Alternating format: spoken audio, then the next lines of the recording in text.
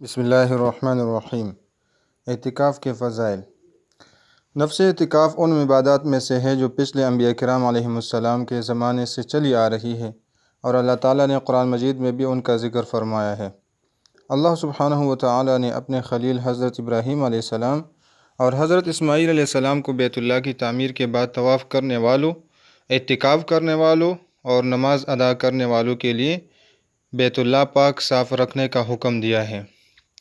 گویا طواف اور نماز کی طرح اعتکاف بھی اللہ تعالیٰ کے قرب کا خاص ذریعہ ہے کہ باری تعالیٰ اپنے دو برگزیدہ پیغمبروں کو معتکفین کی خدمت اور ان کے اعزاز میں مسجد حرام کی صفائی اور خدمت کا حکم ارشاد فرما رہے ہیں۔ اور رمضان کے اخیر عشرہ کا اعتکاف کرنا رسول اللہ صلی اللہ علیہ وسلم کی مستقل سنت ہے، اور اس کی فضیلت اس سے زیادہ کیا ہوگی کہ نبی کریم صلی اللہ علیہ وسلم ہمیشہ اس کا اہتمام فرماتے تھے۔ امام زہری رحمۃ اللہ علیہ فرماتے ہیں کہ لوگوں پر تعجب ہے کہ انہوں نے اعتکاف کی سنت کو چھوڑ رکھا ہے، حالانکہ رسول اللہ صلی اللہ علیہ وسلم بعض امور کو انجام دیتے تھے اور ان کو ترک بھی کرتے تھے، اور جب سے ہجرت کر کے مدینہ منورہ تشریف لائے اس وقت سے لے کر وفات تک بلا ناغہ آپ اعتکاف کرتے رہے، کبھی ترک نہیں کیا، اور اگر ایک سال اعتکاف نہ کر سکے تو اگلے سال 20 دن کا اعتکاف فرمایا۔ اور حضور اکرم صلی اللہ علیہ وسلم کا ہمیشگی فرمانا ترک کرنے والوں پر نکیر کیے بغیر ہی اس کی سنیت کی دلیل ہے۔ نیز اعتکاف میں اللہ تعالیٰ کے گھر میں قیام کر کے تقرب باری تعالیٰ کا حصول ہے، دنیا سے منہ موڑنا اور رحمت خداوندی کی طرف متوجہ ہونا اور مغفرت باری تعالیٰ کی حرص کرنا ہے۔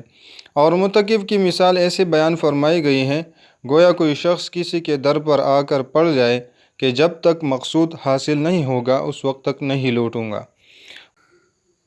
معتکف اللہ کے در پر آ کر پڑ جاتے ہیں کہ جب تک رب کی رضا اور مغفرت کا پروانہ نہیں مل جاتا وہ نہیں جائے گا۔ ایسے میں اللہ کی رضا اور مغفرت کی قوی امید بلکہ اس کے فضل سے یقین رکھنا چاہیے۔ چنانچہ حدیث میں آپ صلی اللہ علیہ وسلم کا طرز عمل اس طرح بیان کیا گیا ہے کہ حضرت عبداللہ بن عمر رضی اللہ عنہ فرماتے ہیں کہ رسول اللہ صلی اللہ علیہ وسلم کے رمضان کے آخری 10 دنوں کا اعتکاف کرتے تھے۔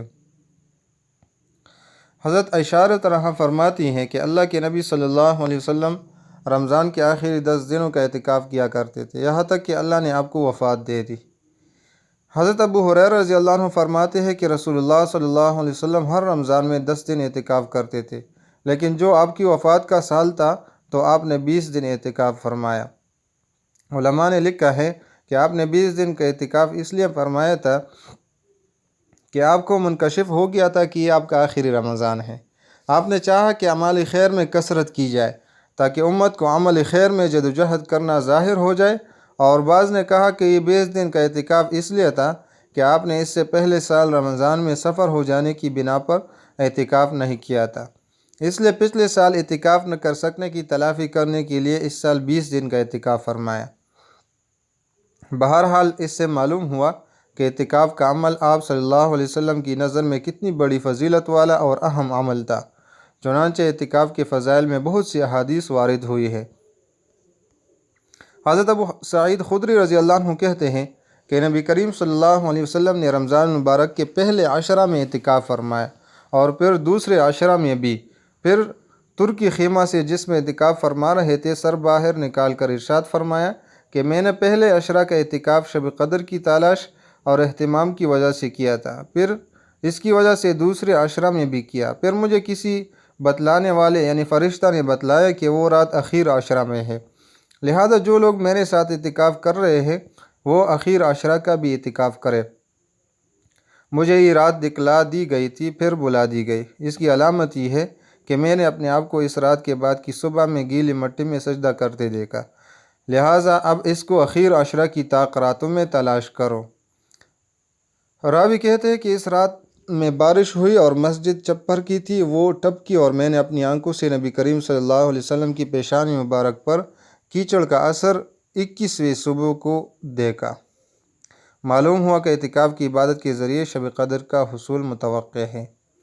نبی کریم صلی اللہ علیہ وسلم کا ارشاد ہے کہ مرتکب گناہوں سے محفوظ رہتا ہے اور اس کے لیے نیکیاں اتنی ہی لکھی جاتی ہے جتنی کی کرنے والے کے لیے۔ اس حدیث میں اعتکاف کرنے والے کے لیے اتنی نیکیوں کی بشارت سنائی گئی ہے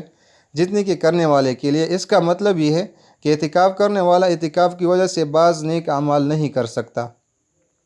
مثلا مریض کی عیادت، جنازہ میں شرکت وغیرہ۔ ایسے اعمال کے بارے میں کہا گیا ہے کہ اعتکاف کرنے والا اگرچہ عمل نہیں کرتا مگر اس کو اتنا ہی ثواب دیا جاتا ہے جتنا کہ کرنے والے کو دیا جاتا ہے۔ حضرت ابن عباس رضی اللہ عنہ حضور صلی اللہ علیہ وسلم کا ارشاد نقل کرتے ہیں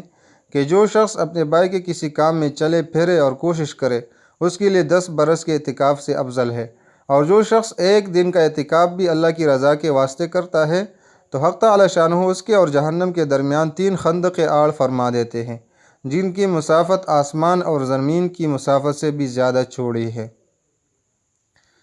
فقط واللہ اعلم وما علینا الا البلاغ المبین۔